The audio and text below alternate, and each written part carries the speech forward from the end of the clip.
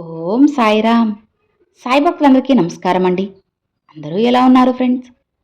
మన సాయినాథుని దయ వల్ల అందరూ బాగుండాలని మనస్ఫూర్తిగా కోరుకుంటూ ఈరోజు ఈ వీడియోనైతే స్టార్ట్ చేస్తున్నాను.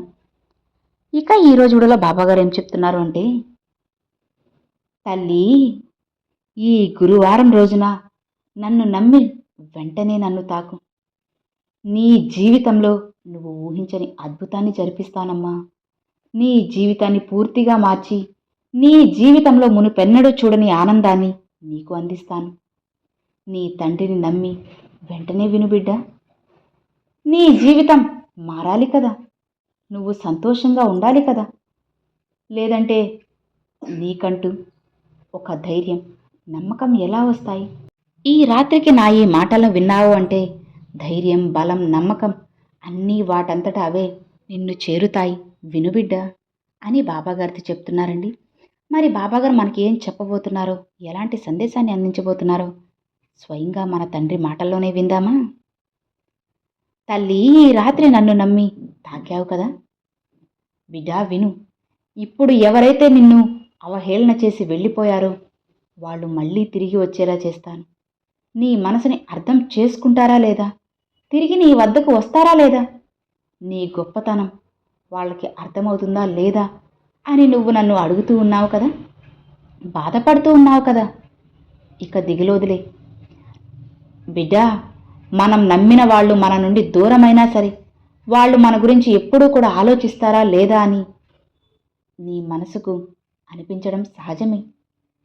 ఈ విధమైన ఆలోచనలు నువ్వు మాత్రమే చేస్తే సరిపోదు కదమ్మా, ఎదుటి వాళ్లకు కూడా ఉండాలి కదా. ఆలోచన వారు కూడా చేయాలి కదా. ఈరోజు ఈ సందేశం ద్వారా నీ మనసు నిండా కూడా జీవితం మారబోతుంది. నీకు పదే పదే చెప్పడానికే ఈ సందేశాన్ని తీసుకొచ్చాను తల్లి. నువ్వు ఎన్ని చెప్పినా సరే మళ్ళీ బాధపడుతూనే ఉన్నావు కదా, అందుకే నీకోసం ఈ వార్త. బిడ్డ, ఎవరైతే నీకు దూరమయ్యారని చెప్పి బాధపడుతూ ఉన్నావో వాళ్ళు నిన్ను అపార్థం చేసుకున్నారని ఇన్ని రోజులు కూడా నువ్వు దిగులు పడుతున్నావు కదా. ఇక వాళ్ళ తప్పు తెలుసుకొని నీ దగ్గరకు రావడం, ఇంతకన్నా సంతోషం అంటూ ఏదీ లేదు బాబా అని నువ్వు నన్ను అడుగుతున్నావా? వారు నిన్ను అపార్థం చేసుకున్నా సరే నువ్వు వాళ్ళనే కలవరిస్తూ ఉన్నావు. వాళ్లే కావాలి అని తిరిగి మళ్ళీ మళ్ళీ నా దగ్గర ప్రార్థన పెడుతూనే ఉన్నావు. నాకు ఇంతకన్నా ఏమొద్దు బాబా అని అంటున్నావా? అయితే విను. నిన్ను హేళన చేసి నిందించి వెళ్ళిపోయారో తిరిగి వాళ్ళు తప్పు తెలుసుకొని, నీ మంచితనం తెలుసుకొని, నీ మంచి గుణం తెలుసుకొని ఖచ్చితంగా నీ ముందుకు వచ్చి నీకు క్షమాపణలు కూడా చెబుతారు. ఎందుకంటే నీ నిజాయితీ అనేది అతి కొద్ది రోజులలోనే తెలియబోతుందమ్మా. నీకు ఏదైనా సరే బయటపడే అవకాశం అనేది ఉంటుంది తల్లి. వారు నీ గురించి ఖచ్చితంగా నిజ నిజాలు అన్నీ తెలుసుకుంటారు. ఇంత మంచి మనసున్న నా బిడ్డనే బాధ పెట్టారు అని వాళ్ళు తప్పు తెలుసుకుంటారమ్మా. నువ్వు ఎంత నిజాయితీగా ఉంటావో, ఎంత మంచితనంతో వాళ్ళకి పనులు చేసి పెట్టావో అన్నీ వాళ్ళు తెలుసుకుంటారు. ఇక నీ నుండి ఎప్పుడూ కూడా దూరంగా వెళ్ళరమ్మా. అవును తల్లి, ఇక వాళ్ళు తప్పు తెలుసుకున్నాక నీ నుంచి ఎందుకు దూరం అవుతారు చెప్పు? వాళ్ళు నీతో పాటే శాశ్వతంగా ఉండిపోతారమ్మా. భయపడకు తల్లి. నీ జీవితాన్ని పూర్తిగా మార్చి ఎలాంటి లోటు లేకుండా సంతోషంగా జీవించే బాధ్యత నాది. నువ్వు నా బిడ్డవి కదా, సాయి బిడ్డవి కదా, ఇక భయపడకు. వాళ్ళు దూరమైన క్షణం నుండి నువ్వు చాలా బాధపడ్డావు కదా, అలానే వాళ్ళు తిరిగి రావాలి అని కోరుకుంటున్నావు. నీ మనసు చాలా మంచిది, చిన్నపిల్లల్లాంటిది. రకరకాలుగా ఆలోచిస్తూ ఉంటావు. అలా ఆలోచించి ఆలోచించి మళ్ళీ బాధపడతావు. బాబా, ఎందుకు నాకే ఇలా జరుగుతుంది అని చెప్పి మళ్ళీ నా పాదాల వద్దకు వస్తావు. బిడ్డా, నేను ఎప్పుడూ చెప్పేది ఒకటే, జరగాల్సిన దాన్ని ఎవ్వరూ కూడా ఆపలేరమ్మా. అనవసరంగా నువ్వు ఆలోచించి నీ మనసుని పాడు చేసుకోవడం తప్పితే ఇంతకు మించి ఇక్కడ ఏమీ జరగదు. కాబట్టి నీ జీవితంలో నీ చుట్టూ ఏం జరిగినా సరే అది దైవ నిర్ణయమని భావించు.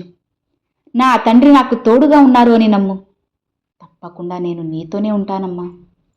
నిన్ను తక్కువ చేసి చూసిన వారికి కూడా నేను బుద్ధి చెబుతాను.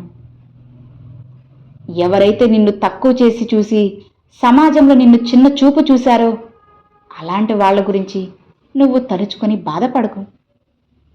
అలా బాధపడి నీ మంచి మనసును ఎందుకు కష్టపెట్టుకుంటావో చెప్పు. గుర్తుపెట్టుకో, ఎవరైనా సరే ఎవరి మనసులో ఏ విధమైన ఆలోచనలు కలిగి ఉంటాయని చెప్పడం చాలా కష్టం కదా. ఇది నీకు ఇదివరకే పలుమార్లు చెప్పాను. అందరూ నీలానే మంచి మనసు కలిగి ఉంటారు అని అనుకోవద్దు అని. ఎవరు మనసు వాళ్ళది. బయటకు కనిపించినంత స్వచ్ఛంగా లోపల ఎవ్వరూ ఉండరు తల్లి. పైకి ఒకలాగా లోపల ఇంకోలా ఉంటారు. కాబట్టి అలాంటి వ్యక్తులను అంచనా వేయడం కూడా చాలా కష్టమని తెలుసుకో. కాబట్టి నువ్వు కాస్త జాగ్రత్తగా ఉండమ్మా. లేదా అందరూ నీలాగే మంచి మనసుల్లే, అందరూ సంతోషంగా ఉంటారులే అని అనుకున్నావా? నువ్వు బురదలో కాలేసినట్లే. గుర్తుపెట్టుకో బిడ్డా, నువ్వు చేసే పనులు ఎలా అయితే ఉంటాయో అలానే నీ జీవితం కూడా ఉంటుంది అని తెలుసుకో. నువ్వు మంచి పనులు చేస్తే మంచిగా ఉంటుంది, చెడు పనులు చేస్తే చెడుగానే కదా మారుతుంది. ఇప్పుడు నీ చుట్టూ ఉన్నవాళ్ళు నీ మంచి కోరేవాళ్ళు కొందరైతే నీ చెడు కోరేవాళ్ళు కూడా ఉన్నారు. కాబట్టి అలాంటి వారితో జాగ్రత్త. మరి బాబా, నేను ఎలా నమ్మాలి? అందరూ మంచిగానే ఉంటున్నారే, ఇక ఎవరు మంచివాళ్ళు ఎవరు చెడ్డవాళ్ళు అని అంటున్నావా? బిడ్డ, ఒక్కటే గుర్తుపెట్టుకో, నువ్వు చెడు పని చేస్తున్నావా మంచి పని చేస్తున్నావా అని నీ మనసుకు తెలుసు కదా. అలా నువ్వు చెడు పని చేస్తున్నప్పుడు కూడా నిన్ను ఇంకా ఇంకా ప్రోత్సహించి నువ్వు చాలా బాగా చేస్తున్నావు, ఇదే కరెక్ట్ అని చెప్పి ఎవరైతే నిన్ను ప్రోత్సహిస్తున్నారో వాళ్ళు నీ చెడు కోరుకుంటున్నారు అని నువ్వు గుర్తుపెట్టుకోమ్మా. సులువుగా నువ్వు ఈ ఒక్క మార్గంతో వాళ్ళని కనిపెట్టేయచ్చు. నువ్వు చెడు పని చేసినప్పుడు ఇది తప్పు అని చెప్పి ఎవరైతే నిన్ను నిందించి నిన్ను తిడుతూ ఉన్నారో వాళ్ళు నిజంగా నీ మంచి కోరుకుంటున్నారు, నువ్వు జీవితంలో బాగుపడాలి అని అనుకుంటున్నారు అని తెలుసుకోవాలి. కాబట్టి తీయగా మాట్లాడుతున్నారు కదా, చెడును కూడా మంచిగా చేస్తున్నారు అని వాళ్ళు మంచివాళ్ళు అని నమ్మకు. ఏది మంచి ఏది చెడు అనేది నీకు నీ మనసుకి బాగా తెలుసు. కాబట్టి ఎవరు ఎలాంటి వాళ్ళు, ఎవరు ఏం చెప్తున్నారు ఏం చేస్తున్నారు అన్నది నువ్వు జాగ్రత్తగా తెలుసుకోవాలమ్మా. నీకు నువ్వే ధైర్యం చెప్పుకోవాలి.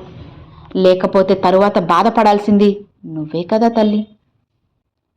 బిడ్డ, ఇప్పుడున్న వాళ్ళు నువ్వు నవ్వుతూ సంతోషంగా ఉంటే వాళ్ళు పైకి నవ్వుతూ లోపల ఈర్షపడుతూ ఉంటారు. ఎందుకంటే ఎవరైతే సంతోషంగా ఉండలేరో వారు నిజంగా శిక్షను అనుభవిస్తున్నారమ్మా. కాబట్టి నా బిడ్డకి అలాంటి శిక్ష వద్దు, అలాంటి జీవితం అసలకే వద్దు. నా బిడ్డ ఎప్పుడూ కూడా స్వచ్ఛంగా ప్రశాంతంగా హాయిగా నవ్వుతూ నలుగురిని నవ్విస్తూ సంతోషంగా ఉండాలి. అనవసరంగా పరుల గురించి ఆలోచిస్తూ నీ పనులను నువ్వు ఆపేసుకోవద్దు తల్లి.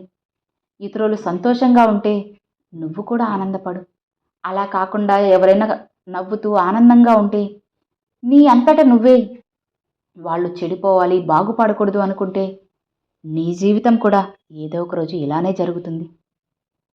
ఏంటి బాబా, శాపం పెడుతున్నారా అంటున్నావా? లేదు బిడ్డ, నువ్వు ఏ విషయంలో అయితే సంతోషపడతావో ఆ భగవంతుడు నీకు అదే ఇస్తాడు అని తెలుసుకో. ఇతరులు బాధపడినప్పుడు నువ్వు సంతోషపడ్డావా? ఖచ్చితంగా అదే బాధ నీ జీవితంలో ఏదో ఒక రోజు వస్తుంది.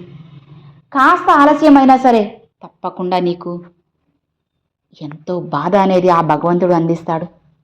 కాబట్టి ఇతరులు బాధపడ్డారు అని చెప్పి నువ్వు సంతోషపడ్డం ఎంతవరకు కరెక్ట్ చెప్పు? అలా ఎప్పుడూ ఆలోచించొద్దమ్మా. నీకు వీలైందా ఇతరులకి సాయం చేయి, లేదా అలానే మౌనంగా ఉండిపోతల్లి. నువ్వు మంచిగా ఉండు. నీ మంచి మనస్తత్వానికి భగవంతుడు ఎప్పుడూ కూడా ఎలాంటి లోటు రాకుండా చూస్తారు. కాబట్టి నువ్వు ఎప్పుడూ కూడా ఏదో కోల్పోయినట్లు దిగులుగా ఉండొద్దమ్మా. ఇతరులతో కోపంతో వాళ్ళని బాధపడేలా ఎప్పుడూ మాట్లాడకు. మనసుని ఎప్పుడూ కూడా ప్రశాంతంగా ఉంచుకో తల్లి. అప్పుడు జీవితం మారుతుంది. బిడ్డా, నీ బాబా ఏం చెప్తున్నారో అర్థమవుతుంది కదా. నీ జీవితంలో నువ్వు కోరుకున్న మంచి జీవితం నీకు కావాలి అంటే నీ సాయి మాటలను ఖచ్చితంగా నువ్వు వినాల్సిందే. ఒక అద్భుతమైతే నీ జీవితంలో జరగబోతుందమ్మా. ఈరోజు గురువారం నువ్వు నా కోసంగా రాలేదు కదా? సరేలే, నేనేం నిన్ను తప్పు పట్టడం లేదు. నీకున్న పనులు, నీకున్న టెన్షన్స్ ఎన్నో ఉన్నాయని నాకు కూడా తెలుసు. అందుకే నా బిడ్డను చూడ్డానికి స్వయంగా నేనే కదిలి వస్తున్నాను. నా ఆలయ తలుపులు తీసి మరి నేను బయటికి రాబోతున్నాను. నా బిడ్డలు నా దగ్గరికి రాకపోతే ఇక నేనే కదా నా బిడ్డ దగ్గరికి వెళ్ళాలి చెప్పు? నువ్వు నా దగ్గరకు రాలేదని నేనేం కోప్పడనమ్మా. ఎందుకంటే నా బిడ్డ ఇప్పుడు ఎంత బాధలో ఉందో, ఎంత కుమిలిపోతూ ఉందో నాకు తెలుసు. ఒక తండ్రిగా నాకు తెలియదా? నువ్వు నా దగ్గరికి వచ్చినప్పుడు కంటి నిండా కళ్ళనీళ్లు పెట్టుకొని, బాబా ఏంటి నా ఈ జీవితం ఇలా అయిపోయింది అని నా కళ్ళల్లోకి చూస్తూ అడిగిన క్షణాలు నాకు ఇంకా అలానే గుర్తున్నాయమ్మా. నా కళ్ళ ముందు అలానే తిరుగుతూ ఉన్నాయి. నా బిడ్డ బాధపడుతూ ఉంటే నేను సంతోషంగా లోపల కూర్చొని అందరి దగ్గర పూజలు ఎలా చేయించుకుంటాను? నా బిడ్డ సంతోషంగా ఉన్నప్పుడే సవ్యంగా నేను కూడా అన్నీ జరిపించుకుంటాను. చెప్పాలంటే స్వయంగా నా బిడ్డ చేతులతోనే నాకు ఘనంగా పూజలు జరిపించుకుంటాను. ఇక ఆ రోజు కూడా అతి త్వరలోనే రానుంది. బిడ్డ, ఇవి ఒట్టి మాటలు కాదు, ఇవి సాయి సత్యవాక్కులు. ఈ గురువారం రోజున నీ సాయి అందించే ఈ గురువాకు ఖచ్చితంగా జరిగే తీరుతుంది. అస్సలు పొల్లిపోదమ్మా. నువ్వు కంగారు పడకుండా కాస్త హాయిగా ప్రశాంతంగా నువ్వు మనసుకు కాస్త కుదుట పెట్టుకున్నావంటే అన్నీ మారుతాయి. నేను మారుస్తాను, ధైర్యంగా ఉండు అని బాబాగారితో చెప్తున్నారండి.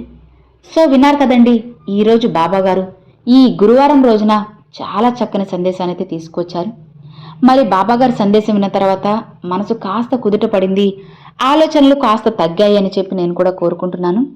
బాబాగారు చెప్పినట్లుగా ఫ్రెండ్స్, ఎప్పుడూ కూడా ఒకరు బాధపడితే మనం ఓదార్చకపోయినా పర్వాలేదు, కానీ వీళ్ళకి ఇలానే కావాలి అని మాత్రం ఎప్పుడూ అనుకోవద్దు. ఎందుకంటే మనం ఎందులో అయితే సంతోషపడతామో అదే మనకి ఏదో ఒక రోజు మన దగ్గరకు వచ్చే తీరుతుంది. మనం ఇతరులు సంతోషంగా ఉంటే మనకి ఆనందమే. ఇతరులు బాధపడుతూ ఉంటే మనం సంతోషిస్తే మనకు కూడా ఏదో ఒక రోజు ఆ కన్నీళ్లే వస్తాయని మర్చిపోకండి. అదే ఈరోజు కూడా ఆ సాయినాథుడు మన కోసం తీసుకొచ్చింది.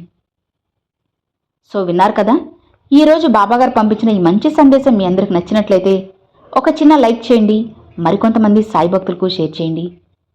ఫస్ట్గా మన ఛానల్ చూసేవాళ్ళు సబ్స్క్రైబ్ చేసి సపోర్ట్ చేయండి friends. Thanks for watching. Om Sairam.